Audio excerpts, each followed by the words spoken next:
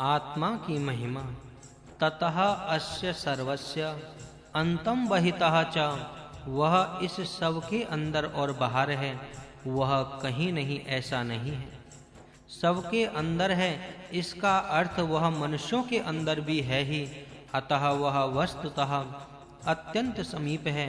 पर भक्तिहीन मनुष्य को उसके समीप होते हुए भी उसके समीप होने का अनुभव नहीं होता। प्रथम मंत्र में ईश सर्वत्र बसता है ऐसा कहा है, वही उपदेश 4 और 5वें मंत्रों में अधिक स्पष्ट किया है। पूर्व के 2 मंत्रों में जो ईश के गुणों का वर्णन किया है वह केवल शाब्दिक बोध के लिए नहीं है, वह मनुष्य के स्वभाव और आचरण में आना चाहिए, मन में रहना चाहिए और कार्य में परिणत होना चाहिए। वह आचरण में आने लगा तो मनुष्य में कैसी समबुद्धि होती है वह इसमें दिखाई है। जो वास्तव में सब भूतों को आत्मनि एव अनुपश्यति, आत्मा में अनुभव से देखता है, सर्वभूतेषु च आत्मानं, और सब भूतों में आत्मा को अनुपश्यति, अनुभव से देखता है, वह तथा न विचिक्तति, किसी का संशय नहीं करता। यह भूतानि आत्मानि अनुपश्यति, जो मनुष्य उत्पन्न हुए सब पदार्थ विशेषतः सर्व प्राणी मात्र आत्मा के अंदर हैं, ऐसा अनुभव से विश्वास पूर्वक जानता है, वह इसी प्रकार है। सर्वभूतेषु आत्मानं, सर्वभूतों में उस एक अद्वितीय आत्मा को अनुभव पूर्वक देखता है, वह सब भूतों के अंदर बाहर आत्मा को विश्वास पूर्वक अनुभव लेने के कारण ततः न विजुक्ष्पते, किसी भूत मात्र का तिरस्कार नहीं करता, उनसे दूर रहने का भार उनके मन में नहीं आता। सर्वभूतों के विषय में वह महान समान आत्मभाव मन में रखता है, उसकी सर्वत्र समदृष्टि रहती है। कवि ही क्रांतदर्शी, उसे जितेंद्रिय अतीन्द्रिय ज्ञान है, आँखों से जो देखता है उसे देखता हुआ उससे परे का भी देखने वाला वह कवि है। मनीषी, मन को स्वाधीन रखने वाला है। परिभू, सबसे श्रेष्ठ, सब पर प्रभाव डालने वाला। स्वयंभू, अपनी शक्तियों से ही स्थित होने वाला, जिसको दूसरे की सहायता की आवश्यकता नहीं है, ऐसा वह आत्मा है। विषय प्राप्त कराने वाला। शाश्वतीभ्य समाभ्य यथा तथ्यतः अर्थान व्यदध्यात्, अनादि काल से इंद्रियां और उनके विषयों को योग्य रीति से तथा अवस्था से उसने निश्चित कर रखा है। पूर्व के 7 मंत्रों में दिखाया ज्ञान अनुभव से आत्मसात कर लेने पर उस ज्ञानी भक्त की योग्यता इस मंत्र में वर्णन किए अनुसार हो जाती है। जीवात्मा परमेश्वर अमृत पुत्र होने से पूर्वोक्त प्रकार से आत्म शक्ति का विकास करने अपने पिता के समान है। परम पिता सर्वगुण पुत्र में विकसित हुए दिखते हैं। इन गुणों का मनुष्य में विकसित होना ही उपासक की अंतिम सिद्धि है। एक होकर भूति होना, रहना, उत्कर्ष के लिए प्रयत्न करना, ऐश्वर्य प्राप्त करना, संग बनाकर रहना, सहकार्य करके ऐश्वर्य वृद्धि के लिए प्रयत्न करना, संभूय समुत्थाना, सहकारिता से व्यवहार करना, मिलकर हमला करना, संग बनाकर संग शक्ति से चलना, सहकारी संस्था स्थापन करके उन्नति के लिए प्रयत्न करना। इस धातु का अर्थ एक होकर रहना, संघ बनाने ऐक्य करके आगे बढ़ाना। ऐसा है संग जमाव समाज, संगठित समाज, विभोक्ता की विभिन्नता दूर करके उनका संगठन करना, भिन्न भिन्न प्राकृतिक परमाणुओं को एकत्रित करके उनसे सृष्टि रूप संगठित कार्य करना, भिन्न भिन्न व्यक्तियों का संगठन करके उनका प्रबल संघ बनाना, जाति राष्ट्र राष्ट्र संघ बनाना।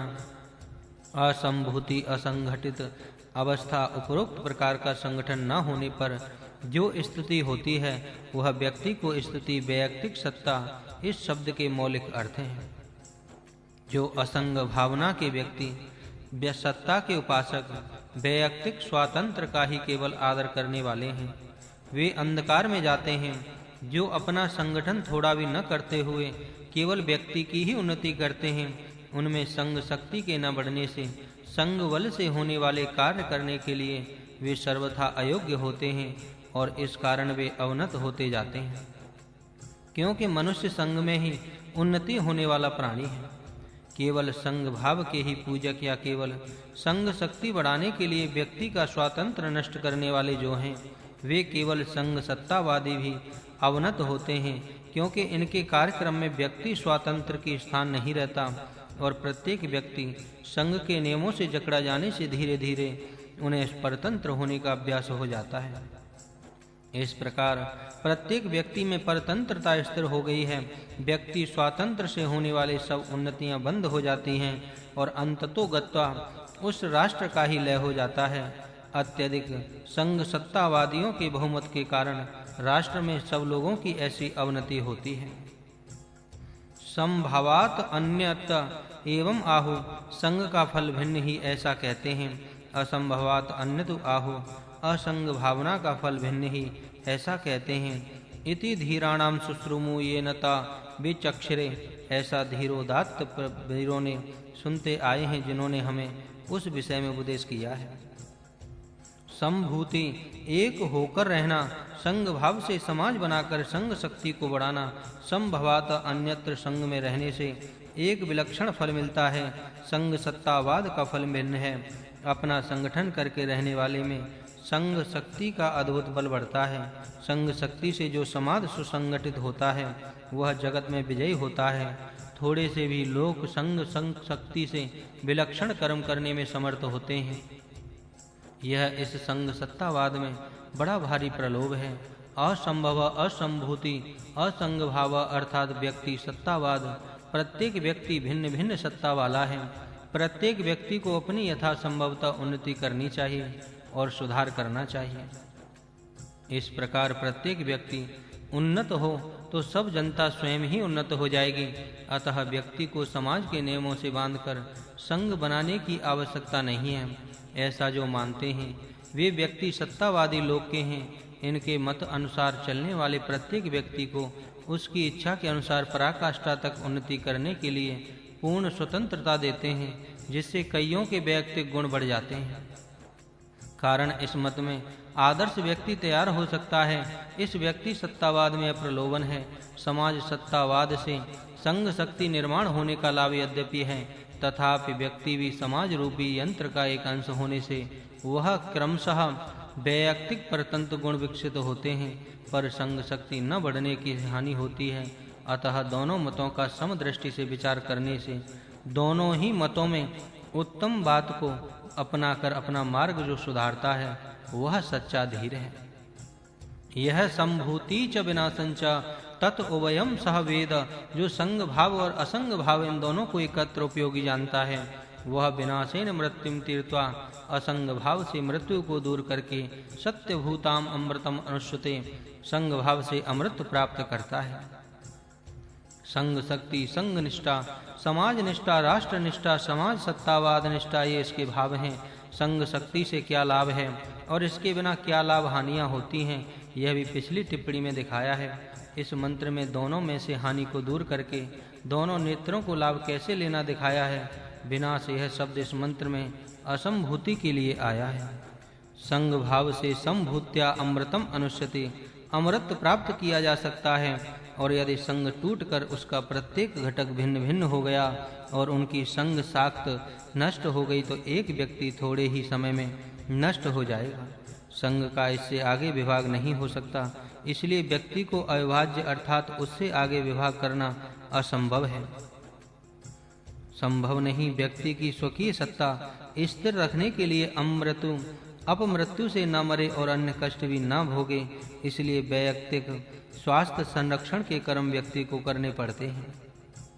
उन्हें करता हुआ व्यक्ति मृत्यु तीर्त्वा, व्यक्ति निष्ठा और संग निष्ठा इन दोनों से होने वाली हानियों को दूर करके दोनों से मनुष्य लाभ उठा सकता है। यह इस मंत्र का आशय है। संग पंचमुखी परमेश्वर ही है। इससे ब्राह्मण, क्षत्रिय, वैश्य, शूद्र, निषादे 5 अंग हैं। संगठित संग विषय में ऐसी एकात्मा रखते हुए उसकी आत्मशक्ति अवेद्य ऐक्य से सुदृढ़ करने पर प्रत्येक राष्ट्र संग उसके व्यक्ति के मरते रहने पर भी अमर होगा और प्रत्येक व्यक्ति भी संग के लिए आत्मसमर्पण रूप सर्वमेघ यज्ञ करके अपना जीवन सार्थक करता रहेगा। सब आत्मोन्नति अपरिग्रह वृत्ति से होती है। परिग्रह का अर्थ है अपना सुख बढ़ाने के लिए सुख साधनों को अपने पास इकट्ठा करना। यही सुवर्ण का प्रलोभन है। इसके नीचे सब धर्म नियम दब जाते हैं। इसलिए इस प्रकार का स्वार्थी मनुष्य धर्म को नहीं जान सकता। इस प्रलोभन से मुक्त होने का उपाय अगले मंत्र में कहा है।